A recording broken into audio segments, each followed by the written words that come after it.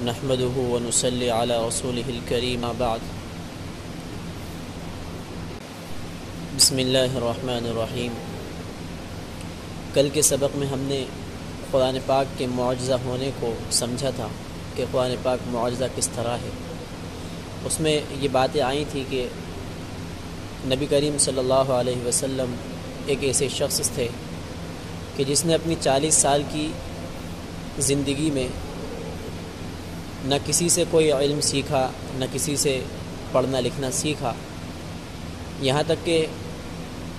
اپنی 40 سال کی زندگی کے اندر کبھی قلم بھی نہیں اٹھایا، اور پھر یہ 40 سال کی مدت کے بعد آپ کی زبان سے ایسے کلام کا ظاہر ہونا، ایسی باتوں کا ظاہر ہونا کہ جن باتوں کی فصاحت اور بلاغت کے اندر دنیا کا لاجواب ہو جانا اور دنیا والوں کی عقلوں کا حیران ہو جانا، یہ ایک معجزہ ہی تھا۔ اب ہم اس بات کو سمجھیں گے کہ عرب جو ہیں اس قرآن کی مثال پیش کیوں نہیں کر سکے۔ قرآن پاک کے سب سے پہلے مخاطب، یعنی سب سے پہلے جن لوگوں سے قرآن پاک نے گفتگو اور بات کی ہے وہ عرب ہیں، اور عرب کے اندر جو فطرت تھی ان کی، یعنی جو پیدائشی ان کی ایک صفت تھی کہ وہ اپنی زبان کے بہت زیادہ ماہر ہوتے تھے اور فصیح اور بلیغ ہوتے تھے۔ تو قرآن پاک نے سب سے پہلے چیلنج انہی لوگوں کو کیا، اور اس کے علاوہ یہ کہ پوری دنیا کے اندر عرب کی طرح اپنی زبان کا ماہر اور فصیح و بلیغ کوئی دوسرا نہیں تھا۔ تو اس چیلنج کو قبول کرنا، سب سے زیادہ حقدار اس چیلنج کو قبول کرنے والے جو تھے وہ عرب ہی تھے۔ اور جیسا کہ وہ لوگ یہ کہتے تھے کہ یہ کلام انسان کا کلام ہے، یعنی نبی کا کلام ہے، یہ ان کا خود کا کلام ہے، یہ کوئی اللہ کا کلام نہیں ہے، تو ان کے مطابق تو اس کا جواب دینا بہت آسان تھا، کیونکہ اگر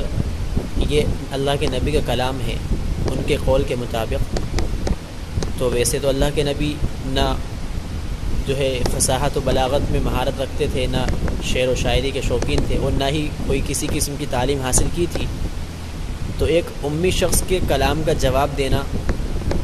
عرب کے فصیح اور بلیغ لوگوں کے لیے تو بہت آسان تھا، اور اللہ تعالیٰ نے تو ایک سہولت اور دے کے رکھی تھی کہ اگر تم اکیلے نہیں کر سکتے تو پوری قوم اکٹھا ہو کے اس کا جواب دے دو، لیکن عرب کے لوگ اس چیز سے قاصر رہے اور اس کا جواب نہیں دے سکے۔ اور بات یہ ہے کہ عرب کیونکہ زبان کے ماہر تھے اور وہ اس بات کو جانتے تھے، اور ان کو اس بات کا پورا یقین تھا کہ یہ انسان کا کلام نہیں ہے، یہ خدا کا کلام ہے، لیکن چونکہ وہ اپنی ہٹ دھرمی اور اپنی ضد، یعنی اپنے آباء و اجداد کا جو ان کا دین تھا اس کو چھوڑنا جو ہے گوارا نہیں کرتے تھے، اور اس کے اندر وہ ذلت محسوس کرتے تھے، اسی لیے انہوں نے اپنے ضد کے اندر اس کو جھٹلایا، حالانکہ وہ اس کے سچا ہونے کو جاننے والے تھے، لیکن اس کو جھٹلایا۔ اور اس بات کے بہت سے واقعات گواہ ہیں کہ وہ اس کلام کو اللہ کا کلام ہی مانتے تھے اور سچا کلام مانتے تھے، لیکن قبول کرنے سے دنیاوی غرض کی وجہ سے نہیں رک جاتے تھے، لیکن اس کا جواب نہیں دے سکے۔ تو انہوں نے قرآن پاک یعنی اسلام کو نقصان پہنچانے کے لیے اور مٹانے کے لیے اپنی دوسری ساری کوششیں کی، یعنی اللہ کے نبی کے ساتھیوں کو، صحابہ کو تکلیفیں دیا کرتے تھے اور بہت زیادہ ستایا کرتے تھے۔ اس سے جب کام نہیں بنا تو اللہ کے نبی کو دنیا کی چیزوں کی پیشکش کی، مال و دولت کی اور حسن و جمال کی، اس طرح کی پیشکش اللہ کے نبی کو کی کہ آپ اسلام کی دعوت کو چھوڑ دیں، لیکن اللہ کے نبی نے اس کا انکار کر دیا اور قرآن کی کچھ آیات ان کو سنا دی، اور ان لوگوں نے قرآن کو یعنی اسلام کو مٹانے کے لیے ہر کوشش کی، اپنی جان مال عزت آبرو سب کچھ داؤ پہ لگانے کے لیے تیار ہو گئے تھے، لیکن قرآن کا جواب نہیں دے سکے، کیونکہ وہ خود جانتے تھے کہ یہ کلام جو ہے خدا کا کلام ہے، یہ کوئی انسان کا کلام ہو ہی نہیں سکتا۔ بہت سے واقعات ہیں جو کہ اس بات کے گواہ ہیں، اور سب سے پہلے یہ کہ وہ لوگ جب اپنی مجلسوں میں قرآن پاک کا ذکر کرتے تھے، اس کے بارے میں گفتگو کرتے تھے، تو اس بات کا اعتراف کرتے تھے اور اس بات کو مانتے تھے کہ ہاں یہ کلام خدا کا کلام ہے۔ کہ ایک واقعہ کتابوں میں آتا ہے کہ ابو جہل، ابو سفیان اور اخنس بن شریق، یہ تین لوگ جو کہ اسلام کے بڑے دشمن کہلاتے تھے اس زمانے میں، رات کو جو ہے اپنے گھروں سے نکلے اور چھپ کر اللہ کے نبی صلی اللہ علیہ وسلم سے قرآن سننے کے لیے گئے۔ یعنی یہ لوگ اپنے گھروں سے الگ الگ نکلے تھے، کوئی کسی کا اتفاق نہیں ہوا تھا اس بات پہ، سب صرف اپنی غرض سے یعنی قرآن سننے کے لیے نکلے، اور جب جہاں پر قرآن پاک اللہ کے نبی پڑھ رہے تھے وہاں جا کر چھپ کر قرآن کو سنتے رہے یہاں تک کہ صبح ہو گئی۔ جب صبح ہو گئی تو یہ لوگ اپنے گھر کے لیے واپس نکلے، اور اتفاقاً تینوں ایک جگہ مل گئے، اور تینوں نے ایک دوسرے سے پوچھا کہ کہاں گئے تھے، وجہ پوچھی نکلنے کی، تو تینوں کی وجہ یہی تھی کہ ہم قرآن پاک کو سننے گئے تھے۔ تو ایک دوسرے کو پھر برا بھلا کہنے لگے اور کہا کہ اب آئندہ ہم میں سے کوئی اس کام کو نہ کرے، یعنی قرآن سننے نہ جائے، اگر عرب کے عوام کو پتہ چلے گا تو جو ہے وہ سب مسلمان ہو جائیں گے۔ یہ کہہ سن کر تینوں اپنے گھر چلے گئے۔ اس کے بعد دوسرے دن بھی یہی ہوا، پھر نکلے اور پھر صبح واپس آئے تو راستے میں مل گئے، پھر انہوں نے ایک وعدہ کیا کہ اب آئندہ نہیں سنیں گے۔ اس کے بعد تیسرے دن بھی اسی طرح ہوا، اور تیسرے دن کے بعد تینوں جو ہے نہیں گئے،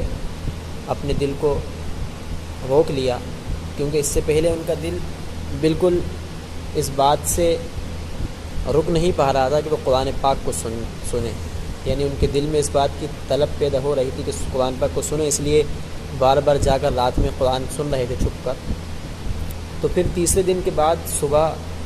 ان میں سے ایک یعنی اخنس بن شریق اپنی لاٹھی اٹھا کر لائے اور پہلے ابو سفیان کے پاس پہنچے اور کہا کہ بتاؤ اس کلام کے بارے میں تمہاری کیا رائے ہے، یعنی کلام پاک قرآن شریف کے بارے میں کیا رائے ہے۔ اس نے دبے الفاظوں میں قرآن کی حقانیت کا اعتراف کیا، یعنی قرآن پاک کے سچ ہونے کو بتایا کہ قرآن تو سچا کلام ہے۔ تو اخنس بن شریق نے کہا کہ بخدا میری بھی یہی رائے ہے، میں بھی یہی مانتا ہوں کہ یہ سچا کلام ہے۔ اس کے بعد ابو جہل کے پاس پہنچے اور ان سے بھی یہی سوال کیا کہ تم محمد کے کلام کو کیسا پاتے ہو، کیا کہتے ہو اس کے بارے میں۔ تو ابو جہل نے کہا کہ صاف بات یہ ہے کہ ہمارے خاندان اور عبد مناف جو ہے دو خاندان تھے الگ الگ، ان میں ہمیشہ سے ہوڑ چلی آ رہی ہے، یعنی ایک دوسرے سے آگے بڑھنے کی، کہ کون کتنا آگے بڑھ سکتا ہے۔ تو کبھی یہ ہوتا تھا کہ قیادت کے معاملے میں، یعنی اگر ان کے خاندان کے لوگ امیر ہیں تو ان کے خاندان کے لوگ اس سے آگے بڑھنے کی کوشش کرتے تھے، اگر ان کے خاندان والے لوگوں پر سخاوت کر رہے ہیں، لوگوں کی مدد کر رہے ہیں، تو دوسرے خاندان والے اس سے آگے بڑھنے کی کوشش کرتے تھے، اور ہر چیز میں یہ لوگ اپنے آپ کو ایک دوسرے سے آگے کرنے کی کوشش کرتے تھے۔ لیکن اب جو ہے ان کے خاندان والوں میں محمد صلی اللہ علیہ وسلم کی ایک آواز اٹھی کہ میں نبی ہوں، یعنی ان کے خاندان میں ایک نبی پیدا ہو گیا اور اس کے اوپر وحی بھی آتی ہے، تو ہم اس چیز کا مقابلہ کیسے کر سکتے ہیں؟ پہلے کی چیزوں میں تو ہم مقابلہ کر لیتے تھے، لیکن یہ چیز ایسی ہے کہ اس کا ہم مقابلہ نہیں کر سکتے، اور ہم کسی طاقت کے زور پر اس سے چاہیں کہ ان سے آگے بڑھ جائیں تو اب ہم کسی طرح سے ان سے آگے بڑھ نہیں سکتے۔ لیکن ان سب چیزوں کے باوجود ہم ایمان نہیں لائیں گے ان پر۔ مطلب یہ کہ چونکہ ہمارا تو ایک دوسرے سے مقابلہ چلتا تھا، اور اگر ہم ان پر ایمان لے آئیں گے تو ہم جو ہے دب جائیں گے اور نیچے کہلائیں گے، اس لیے اپنی عزت بچانے کے لیے ان کی سوچ کے مطابق ایمان کو قبول نہیں کر رہے تھے، لیکن قرآن کے سچا ہونے کو اور نبی کے سچا ہونے کو وہ بھی مان رہے تھے۔ بس یہ ہے کہ دنیا کی وجہ سے، دنیا حاصل کرنے کی وجہ سے اور دنیا کی بے عزتی سے بچنے کے لیے قوم کی بے عزتی سے بچنے کے لیے اس کو قبول کر نہیں رہے تھے۔ اور اس قسم کے اور بھی بہت سے واقعات ہیں جس سے یہ بات تو ثابت ہوتی ہے کہ قرآن پاک کو عرب کے لوگوں نے بھی، کفار مکہ نے بھی مان لیا تھا کہ یہ خدا کا ہی کلام ہے، لیکن صرف اپنی جو ہے پچھلے دین کو چھوڑنے سے کتراتے تھے اور اس میں وہ بے عزتی محسوس کرتے تھے، اس لیے صرف قرآن پاک کو اپنانے سے انکار کرتے تھے۔ اور حقیقی بات ہے کہ جب ان کو یہ معلوم ہے کہ یہ خدا کا کلام ہے تو وہ اس کی مثال تو کسی طرح پیش کرنے سے عاجز تھے ہی،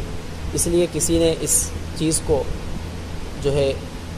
پورا کرنے کے لیے، یعنی قرآن کے اس چیلنج کو پورا کرنے کے لیے اپنے آپ کو آگے نہیں لائے، کیونکہ انہیں معلوم تھا کہ ہم اس کلام کی مثال پیش نہیں کر سکتے، بھلے ہی ہم کتنے ہی اپنی زبان کے ماہر ہوں، لیکن خدا کے کلام کا ہم کوئی کسی طرح بھی جواب نہیں دے سکتے۔ تیسرا اعجاز جو قرآن پاک کا ہے، یعنی معجزہ ہونے کے اعتبار سے تیسری بات اب یہ ہے، دو باتیں ہو گئیں کہ قرآن پاک کے اندر غیب کی باتیں، یعنی جو انسان نہیں جانتا غیب کی باتیں، اور آئندہ پیش آنے والی باتیں، آئندہ پیش آنے والے واقعات، ان چیزوں کا قرآن پاک نے ذکر کیا ہے اور ان باتوں کی خبر دی ہے۔ آئندہ پیش آنے والے قرآن پاک میں جو واقعات ذکر ہیں ان کا جس طرح قرآن پاک نے کہا ہے، بتایا ہے، بالکل آنے والے زمانے میں ویسے ہی کہ ویسے جو ہے سچے ہوئے، جیسے کہ روم اور فارس کا مقابلے کا واقعہ قرآن پاک میں ہے کہ روم جو ہے فارس سے، رومی لوگ جو ہیں وہ فارس کے لوگوں سے مغلوب ہوں گے، ان سے ہاریں گے، اور پھر اس قرآن کے ذکر بیان کرنے کے بعد کچھ سالوں بعد یہ بالکل بات صحیح ہوئی، اور اس بات پر کفار مکہ نے، سردار مکہ نے حضرت ابوبکر صدیق رضی اللہ عنہ سے شرط لگائی تھی کہ قرآن نے یہ بات ذکر کی ہے، دیکھتے ہیں یہ سچ ہوتی ہے کہ نہیں، لیکن کچھ سال بعد وہ بات سچ ہو گئی اور پھر انہیں اپنی شرط ہارنا پڑی، وہ ہار گئے، اور جو ان کی قیمت طے ہوئی تھی وہ قیمت وصول کی گئی ان سے، لیکن چونکہ یہ شرط تھی، ایک قسم کا شرط جو ہے ایک قسم کا جوا ہوتا ہے، اس لیے نبی کریم صلی اللہ علیہ وسلم نے اس مال کو قبول نہیں کیا تھا۔ اور اسی طرح اور بھی بہت سے واقعات جو ہیں قرآن پاک میں آئندہ آنے والے ذکر ہیں، اور جو اپنے وقت پر پورے ہوتے رہے اور آئندہ بھی ہوں گے۔ یہ تین باتیں قرآن پاک کے متعلق ہو گئیں۔ اب اور چند باتیں بچی ہیں جو اعجاز ہیں قرآن پاک کے، وہ انشاءاللہ اگلے سبقوں میں ذکر کیے جائیں گے۔ اللہ تعالی ہمیں قرآن کے اوپر پورا یقین عطا فرمائے اور قرآن کے مطابق اپنی زندگی کو گزارنے کی توفیق عطا فرمائے۔ وآخر دعوانا ان الحمد للہ۔